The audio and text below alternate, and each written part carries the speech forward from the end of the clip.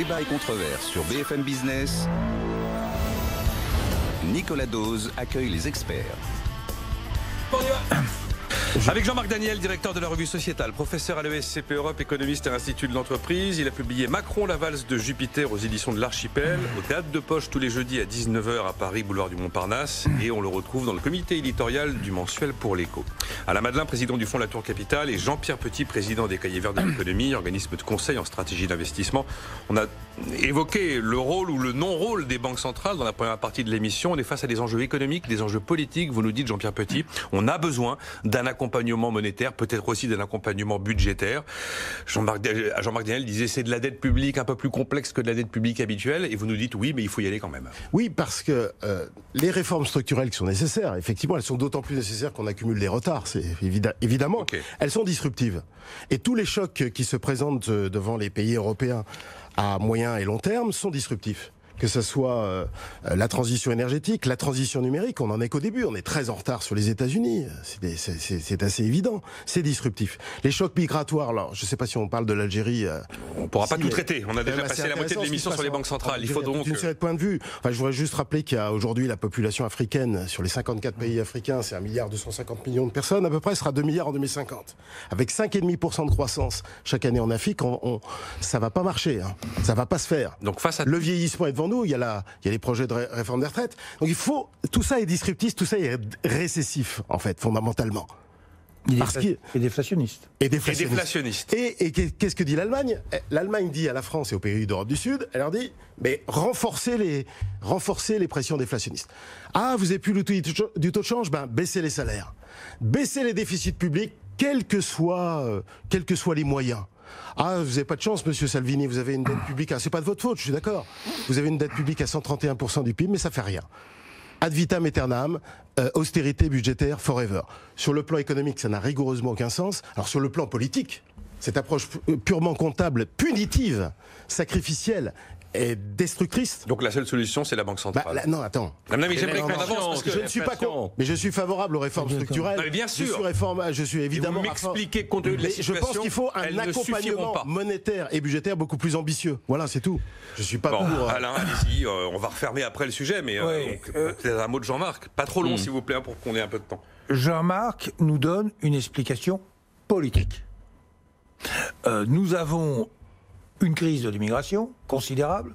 Nous avons le problème du vieillissement. Nous avons le problème des réformes qu'il faudrait quand même accompagner en ayant un peu d'argent.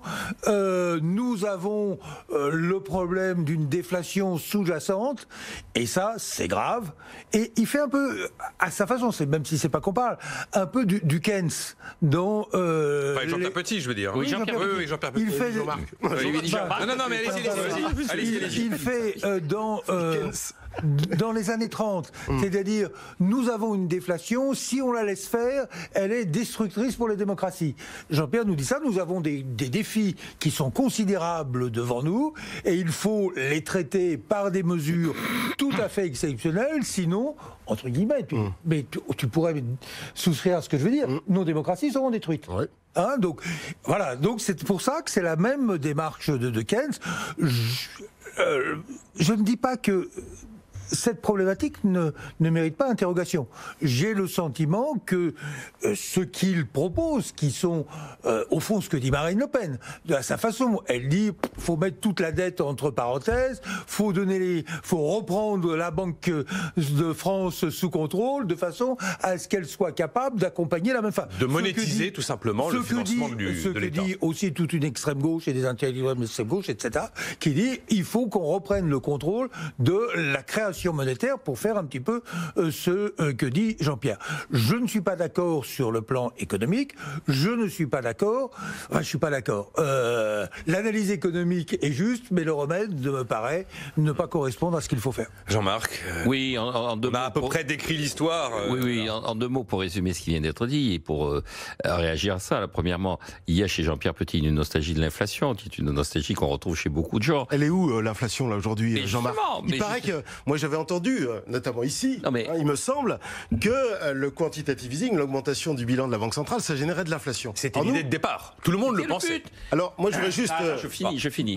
Moi, non. Parce que Moi, non. Alain, non. Non, mais j'ai pas Alors, il y a une nostalgie de l'inflation. Il y a une volonté de rétablir l'inflation. C'est-à-dire, il y a une volonté... De lutter contre la déflation. Non, il y a une volonté de rétablir l'inflation. Parce que la déflation, la baisse des prix, c'est du transfert de pouvoir d'achat. Il y a une volonté de rétablir l'inflation. Et quand on voit les réactions, notamment d'une partie de la population à la hausse de certains prix, je pense au prix de l'essence, rétablir l'inflation, ça me paraît pas être la bonne solution. Revenir à des situations dans lesquelles on ponctionne systématiquement le pouvoir d'achat des gens en leur mentant au travers de la création de monnaie et de l'inflation, ça me paraît extrêmement dangereux. Je pense qu'il y a également dans l'analyse de Jean-Pierre Petit l'idée que la jeunesse africaine est déflationniste. Je ne vois pas en quoi le fait que l'Afrique soit jeune crée de la déflation. Ça va créer de la croissance. Qu'il y ait 2 milliards d'Africains, je pense que c'est une réserve de jeunesse qui va permettre à l'Europe vieillissante de trouver un relais de croissance. Et la dernière remarque que je ferai, c'est que la révolte actuelle des populations, elle est justement contre l'inflation, sous la forme de hausse des prix lié à la fiscalité. C'est-à-dire que la l'inflation, c'est pas de l'inflation. Oui, on est ou au manque de concurrence. Au manque de concurrence. On est dans une situation où les gens sont en train de se révolter contre la pression fiscale, contre l'État, contre ces monopoles qui sont des monopoles publics, qui leur imposent à la fois une vision qui est une vision qu'ils ne partagent pas et qui leur ponctionne leur pouvoir d'achat par une fiscalité excessive. Et donc la bonne réponse, c'est pas de multiplier les décisions de la Banque centrale, c'est de baisser les dépenses publiques. Non mais ça c'est des discours. Jean-Pierre, quand finalement on compare ce que vous écrivez à des positions qu'on retrouve dans des partis populistes ou quand on estime que vous êtes un nostalgique de l'inflation, ça vous fait quoi? Ça n'a aucun sens, évidemment. L'inflation, aujourd'hui, malgré tout cet activisme monétaire et budgétaire, est à peine, alors dans nos estimations, l'inflation sous-jacente mondiale est à 2,5, c'est-à-dire quasiment sur les points bas d'après-guerre. Et en fait, ça montre que les ondes gravitationnelles de tous les chocs, les grandes crises financières qu'on en a connues, notamment les 2 dernières en Europe, que sont le choc Lehman et que sont le choc de la crise de la dette souveraine, sont encore là. Je rappelle qu'en 1939, juste à la veille de la Seconde Guerre mondiale, aux États-Unis d'Amérique, il y avait encore des pressions déflationnistes extrêmement fortes. 10 ans après, malgré tous les plans Roosevelt, les 2 New Deals, etc. Et la réaction bien tardive, mais la réaction tout de même des autorités publiques. Le taux de chômage était à 12,5. Ce qui a vraiment fait sortir l'économie américaine, et c'est triste à dire, des pressions déflationnistes, c'est la Seconde Guerre mondiale. Et le Japon... Ça nous manque une bonne guerre. C'est justement pour... C'est justement pour dire que les pressions déflationnistes sont encore là. Alors, tu parlais de démocratie, là, juste à l'instant. On a quand même quelques petits signes gris. On a des signes gris, quand même. Je t'ai donné raison sur ce point, Jean-Pierre. Est-ce qu'il faut attendre les signes noirs?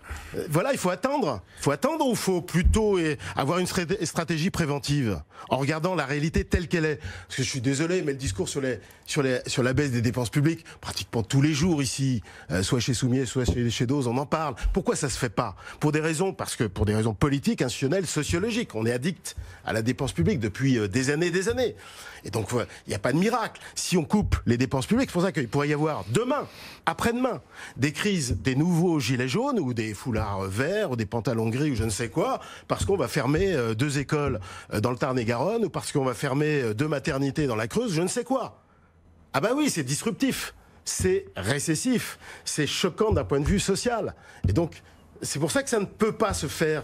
Non, mais juste donc ça signifie dans ces conditions que le seul acteur qui a moyen d'agir, ça ne peut se faire que par un accompagnement monétaire ambitieux et puissant. Et si on n'a plus d'inflation, à la limite, si l'inflation a totalement disparu, Jean-Marc Daniel, pourquoi se priver d'un accompagnement monétaire qui justement ne reproduira pas cette inflation qu'il ne faut pas l'idée de l'accompagnement monétaire et tout ça, encore une fois, c'est de prolonger, de continuer à creuser la dette publique. Mais là, c'est aller plus loin. Ce que décrit c'est aller plus loin. Mais si, on prolonge la dette publique et on finance par la Banque centrale.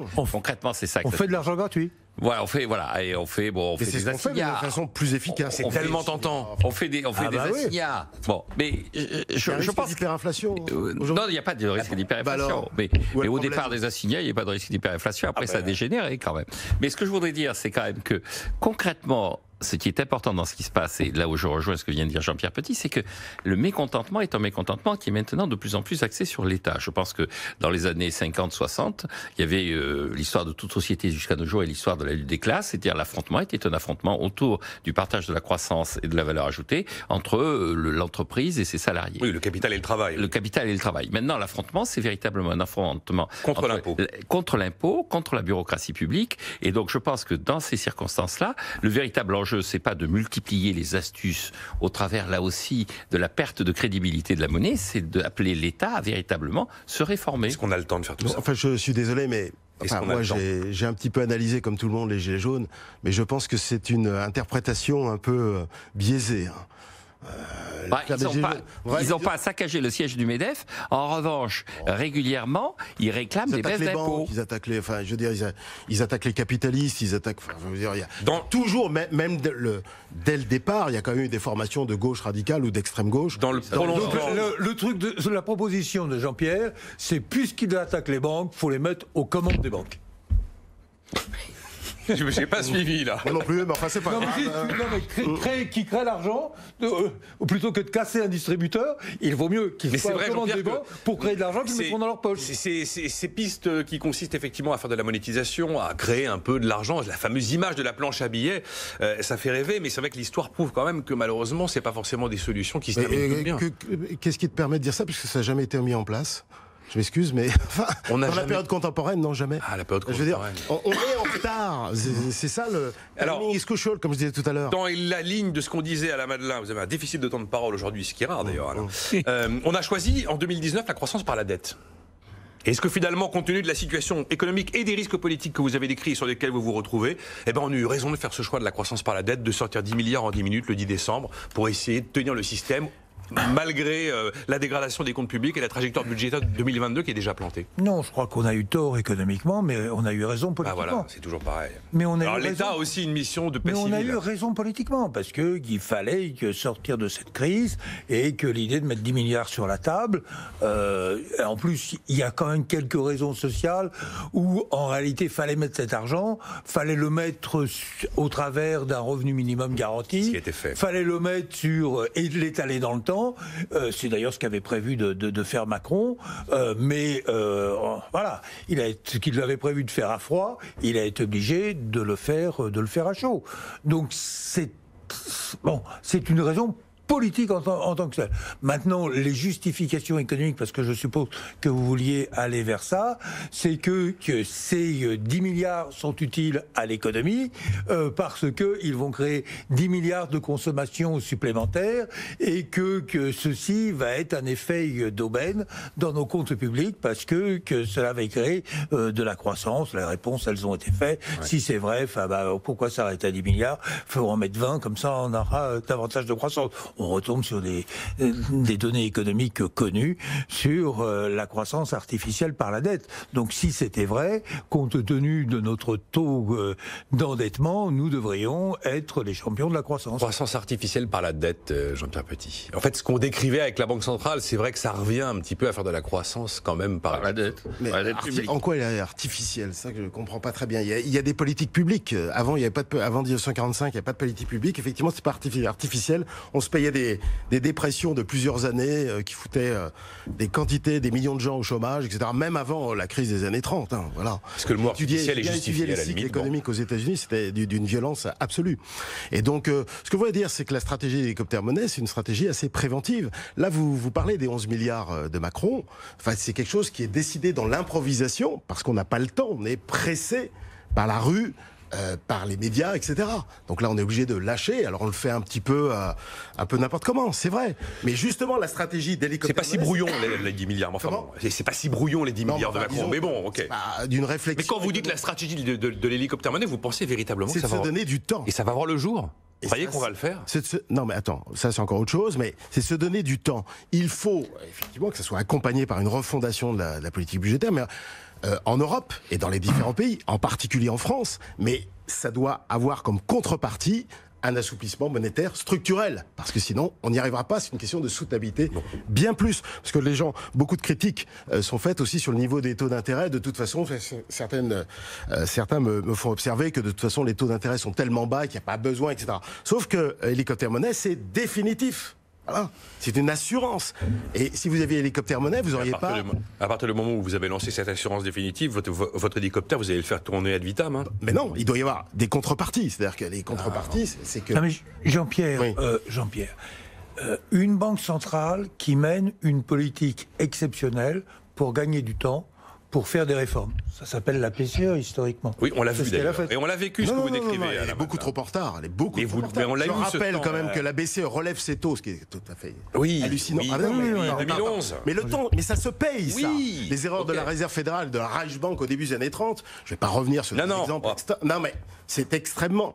Alors qu'elle revient sur sa politique antérieure ensuite. Non mais, je veux dire... Mais en là, c'est un peu réellement, facile. elle a permis d'acheter du temps pour faire des réformes. La réalité, c'est celle-là quand même. Oui, mais elle a été très... Non, mais je suis d'accord, mais elle a été très tardive dans l'ajustement. Et les pressions déflationnistes que nous subissons encore aujourd'hui sont la résultante de ce retard, fondamentalement. Mais on va les subir longtemps, ces pressions déflationnistes. Bien sûr. C'est un changement complet bien sûr. d'époque. Jean-Marc Daniel, la Moi, croissance... je suis pour accélérer l'histoire et arrêter de tenir toujours ce discours où l'Allemagne va dire à l'Italie, à la France, réduis ton déficit public, débrouille-toi, fais des réformes structurelles et baisse tes salaires. C'est pas possible, ni économiquement, ni politiquement. Alors même que nous avons un excédent courant, que nous En zone avons... euro, hein, mais... Oui. En euros, oui. Ben oui, bien sûr. Oui, ok. Que nous avons un déficit public, une dette publique moins importante qu'aux États-Unis. Enfin, franchement. Non mais Alors, Jean-Marc Alors, je Daniel, suis pas par rapport à d'accord cette avec ça. croissance achetée par la dette, Oui, le oui, fait oui. que nous n'avons pas le temps et que peut-être la politique l'emporte sur l'économie en ce moment. Bon, d'abord, deux remarques sur, et puis je vais revenir sur l'histoire de la dette. Sur l'excédent courant, quand on a la démographie que nous avons, il est assez naturel que nous ayons un excédent courant, et le véritable enjeu, c'est l'utilisation de cet excédent courant. Si nous sommes en capacité d'utiliser... Ça m'intéresse, ça. Oui, Vas-y, si nous sommes... Mais qu'est-ce qu'on fait de cet excédent Qu'est-ce que fait l'Allemagne de son excédent courant? Elle le place à l'extérieur de l'Europe. Mais Elle est arrête. tout sauf solidaire. Ah, tu parles dans des actifs publics qui rapportent rien et qui sont pas européens. Elle a- On parle d'une solidarité européenne. L'intérêt de l'Europe, c'est d'investir ses excédents courants Des dans trucs la qui jeunesse rapportent rien. mondiale. Dans des c'est-à-dire- trucs qui rapportent rien. Non, mais de l'investir dans la jeunesse mondiale qui est la... La jeunesse, elle n'investit pas du tout dans la jeunesse Mais oui, mondiale. d'accord, je suis bien. Bah alors voilà. Mais cet excédent courant bien utilisé Oui. permettrait effectivement de développer l'Afrique et de nous donner ses réserves. Elle fait pas ça. Enfin, Mais elle fait peut-être pas ça, mais Elle le fait un peu. elle le fait un peu. Et pour pouvoir le faire, il faut avoir cet excédent courant. Et quand on a notre démographie, on a besoin d'un excédent courant. Il n'y a pas de mystère. Nos retraites, elles seront payées par une jeunesse qui... et cette L'âge jeunesse- médian de la zone euro est à peine supérieur à celui des États-Unis. Hein. Oui. Et ben alors, et pourquoi les États-Unis, compte tenu de leur démographie, ont un déficit de la balance courante? Oui, mais parce que les États-Unis visent au crochet du reste du monde. Et, Au crochet du reste du monde, ils vivent très bien, ça fait 50 ans qu'ils sont comme ça. Jean-Pierre, les fonds de parce qu'ils ont pension. le dollar, et parce qu'ils ont le dollar et ils ont la monnaie Eh ben on n'a mondiale, qu'à faire, ils ont on a qu'à faire comme eux. Et enfin. on parlait de Les l'Allemagne. fonds de pension américains investissent dans le monde entier. Ok, Je parlais de l'Allemagne. Hein. Oui. Non, mais, Eh ben, parce que bah, les sur États-Unis, l'optimum, mais sur l'optimum allemand, les excédents allemands sont placés à l'extérieur de l'Europe. Oui, Il y a mais eu c'est depuis bien, la ça. crise de la dette souveraine une coupure des flux de capitaux européens. Mais oui. On a reculé, non seulement il n'y a pas de mobilité du travail, mais il n'y a plus de mobilité du capital privé.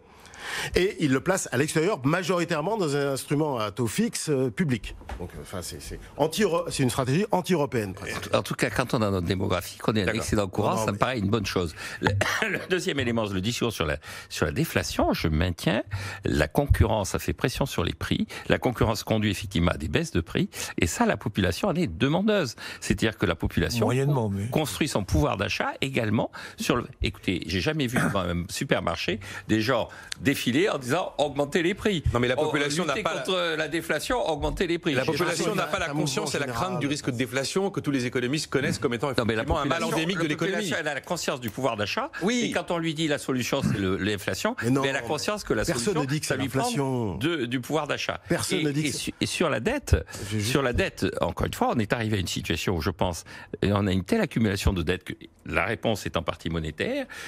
Une des conséquences, c'est qu'on maintient des taux d'intérêt très bas. Et là aussi, il y a une partie de la population qui considère que son épargne est volée par ces taux d'intérêt très bas, comme elle était volée à l'époque de l'inflation. Quand vous avez une rémunération sur le livret A qui est à 0,75%, eh bien, je pense que la petite épargne populaire, les gens qui sont les gilets jaunes, les gens qui sont sur les ronds-points, les retraités qui effectivement ont manifesté, eh bien, une des raisons pour lesquelles ils manifestaient, c'est parce qu'il y avait la conviction que toutes ces politiques n'ont notre objectif de leur priver de leur pouvoir d'achat. À part que les réformes structurelles, les baisses d'impôts, on n'y arrive pas, et les baisses de dépenses publiques non plus, Jean-Marc Daniel. Non, mais on les fait pas. Mais on les fait pas, mais la je sais. Est-ce qu'il faut dire soyez courageux, faites-les, ou est-ce qu'il faut dire continuez la fuite en avant et aller vers les assignats? Juste Alain Madelin et Jean-Pierre dans Petit. notre conversation, nous avons tendance à considérer la déflation comme étant une maladie. La réalité n'est pas tout à fait celle-là. Vous pouvez avoir une mauvaise déflation qui est une maladie, mais vous pouvez aussi avoir un ajustement déflationniste où, au fond, on remplace les vieilles dettes à des taux élevés par des dettes à des taux bas. C'est ce qu'on fait. Où les prix plus élevés se transforment en prix bas et vous vivez dans un univers qui est effectivement un univers monétaire stable, sérieux, solide, mais simplement où tout est plus bas. Je vais juste dire une chose sur l'inflation. Je prends le début de 2007. Je regarde le niveau des prix. Le niveau des prix, c'est très intéressant. Si on considère que la cible d'inflation idéale est de 2% l'an, et ça, c'est très contestable d'ailleurs. Aux États-Unis, il y a beaucoup de gens on va pas faire un débat sur la bonne pour l'augmenter. Bon, okay. Aujourd'hui, en niveau des prix, je suis à combien par rapport à cette cible idéale ? Aujourd'hui, là, au mois de février, mars 2019, allez, je suis 8 points. Ouais, j'allais vous dire 7. 8 points. 8 points pour les combler, il me faudrait presque 10 ans. Voilà la réalité des choses. Sur la période, sur la période cumulée, oui. Sachant que les 2% sont très contestables, surtout quand on a subi plusieurs chocs déflationnistes et qu'il serait assez légitime de relever un petit peu la cible d'inflation. Et malgré la hausse pour changer les anticipations. Voilà, ça dans la théorie économique, c'est fondamental. Pourquoi aux États-Unis on réfléchit là-dessus ? Aux États-Unis, c'est sans doute la seule banque centrale qui réfléchit le plus sur toutes ces questions-là. Et qui a le meilleur bilan du point de vue du plein emploi, de l'inflation, de tous les... Pour vous, le bilan des États-Unis, c'est le bilan de la Banque centrale, en fait. C'est le résultat de la politique monétaire. Il n'y a pas que ça, quand même. Ouais, il y a le marché du travail, il y a tout un tas de trucs. Mais fondamentalement, dans les 3 grandes banques centrales, celle qui a eu la plus forte réussite, c'est la Réserve fédérale des États-Unis. Non mais Jean-Pierre, je pense qu'il... Pardon ? Elle y est pour rien. Elle y est pour rien. Bien sûr que si. Enfin, il y a pas... La grande réussite, c'est de vivre au crochet du reste de la planète par un déficit de sa balance des camps. Elle y est pour rien. Qui est abyssal. Et le changement de... Non mais elle y est pour rien. On vient d'avoir un changement de braquet de Jay Powell et on voit tout de suite que les flux reviennent, etc. Mais elle y est pour rien. À part ça, il n'y a pas eu de croissance grâce à la politique monétaire. Enfin, voyons. Il y a eu de la croissance parce que les ouvriers se lèvent tous les matins aux États-Unis pour aller travailler dans des usines. La politique monétaire a un impact sur l'économie, c'est évident. Parce qu'on distribue du pouvoir d'achat à la population américaine qui ont été menés là-dessus. Mais non, absorber sous forme de. Non. Elle a resserré les conditions financières l'an dernier. Elle a accompagné très fortement le ralentissement. En tout cas, ce qui est clair, c'est qu'elle est en train de lever le pied. Je ne sais pas si elle ira jusqu'aux solutions ultimes qu'on évoquait au travers d'un. Nous sommes dans des économies financiarisées où les conditions macro-financières sont essentielles. J'aimerais que nous sommes dans des économies endettées. On est dans une économie financiarisée, mais globalement financiarisée. C'est pour ça que se focaliser exclusivement sur les banques centrales me paraît ne pas avoir l'image Je suis d'accord, Alain, mais seulement les banques centrales. Deuxièmement, sur l'efficacité des politiques des banques centrales, Jean-Pierre, il y a pas mal de contestations ensuite. Troisièmement, si cela était vrai, nous n'aurions pas eu ce changement de pied brutal, considérable, de la Réserve fédérale suivi par la BCE. Que globalement, nous entrions, ce que dit Jean-Pierre sur les chiffres, c'est-à-dire que globalement, il faut quand même s'interroger sur le fait que nous soyons entrés dans un paysage totalement déflationniste et qu'il faut peut-être de s'habituer, c'est ce que je disais tout à l'heure, à vivre avec une bonne déflation et oublier ce que l'on disait sur la mauvaise déflation et que tout le problème que nous ayons, c'est l'ajustement de nos systèmes à cette bonne déflation durable. Et que l'ajustement à cette bonne déflation durable par les mécanismes de contrainte Europe, faut brutalement baisser les salaires, c'est peut-être pas la bonne politique. Voilà, mais ce serait dur à expliquer en ce moment. Non, donc ce n'est pas la bonne politique, mais il faut avoir. Moi, j'ai été conseiller, je l'ai déjà rappelé à quelques reprises, du Premier ministre letton, où en Lettonie, on a réussi à passer en quelque temps d'une situation totalement déflationniste à un bon ajustement. La Lettonie, d'ailleurs, a été citée comme le bon élève, alors c'est pas un grand pays, d'accord, mais comme le meilleur élève européen au travers de la crise. Les Lettons sont pas des Français. Hein. Non, mais c'est petit, oui, non, mais vous avez raison. C'est à toi, alors. Mais c'est-à-dire qu'ils ont mené une politique libérale d'ajustement à une bonne déflation. On fait quoi? On a une minute, on pourra pas faire autre chose. Franco-allemand. Coupe franco-allemand, il n'y en a plus là. Enfin, avec Annegret Kramp-Karrenbauer, AKK, elle a quand même globalement. Oui, alors après, est-ce qu'elle a porté la parole d'Angela Merkel que Angela elle-même ne se permet pas de porter? C'est pas impossible. Hein. Non, mais on ne sait pas quelle est sa stratégie. Là, il faut aller. Elle a peut-être une stratégie purement interne, c'est-à-dire qu'elle essaye de rassembler le parti. Après l'élection qui a quand même été assez difficile et où elle avait des oppositions internes. Donc on ne sait pas si c'est véritablement la position. Par ailleurs, le jeu politique, c'est pas que la CDU, hein, en Allemagne. Le parti qui progresse le plus en Allemagne, c'est pour ça que j'ai beaucoup de questions aux investisseurs sur les élections européennes, c'est les Grünen, les écologistes, qui sont sans doute le parti le plus pro-européen, entre guillemets, en Allemagne. Le SPD remonte actuellement, depuis qu'il a il a remis le braquet un petit peu plus à gauche. Donc c'est pas forcément la CDU hein, qui l'emporte. Je voudrais juste mentionner ça pour les prochaines 15 élections. secondes pour terminer, Jean-Marc Daniel. AKK, elle est en train de... Non, mais AKK... casser le couple franco-allemand. Le couple franco-allemand va mal, mais c'est un couple du 19e siècle, c'est-à-dire que le divorce est interdit. Oui, c'est la mésentente cordiale. Oui. On est obligé de rester ensemble parce qu'il n'y a pas de divorce possible. Et le Brexit a montré que quand on voulait divorcer de l'Europe, c'était tellement compliqué qu'il valait mieux s'entendre et rester ensemble. Non, ce que je trouve intéressant dans la démarche d'AKK, c'est qu'elle a abordé et agressé la France sur un plan strictement politique. C'est-à-dire que nous payons 15 ans d'incapacité à redresser nos comptes publics dans le fait que les Allemands maintenant veulent rentrer dans le champ politique en disant « vous nous avez menti sur le plan économique, donc nous on va investir le champ politique dont on vous laissait un peu une certaine primauté ». Et on n'est pas d'accord avec votre modèle jacobin transféré à l'Europe. Voilà. Mais hélicoptère monnaie va tous nous sauver. Merci infiniment Jean-Marc Daniel, à la Madeleine. Va nous aider, hélicoptère monnaie, nous sauver. Je vous promets qu'on n'aura pas tous les jours des émissions aussi techniques sur les enjeux de politique monétaire, mais quand le casting le permet, il faut savoir de temps en temps. C'est pas très technique. Hein. Ah, il y a quand même. J'ai un auditeur qui m'a dit on n'est pas tous des monétaristes quand même. Oui. Ah, mais ça, c'est parce que c'est Jean-Marc. C'est Jean-Marc. Il a parlé de Milton Friedman en 69, ça n'a rien à voir avec la choucroute. Hein. Rendez-vous demain à 9h. Demain 9h. Complètement différent.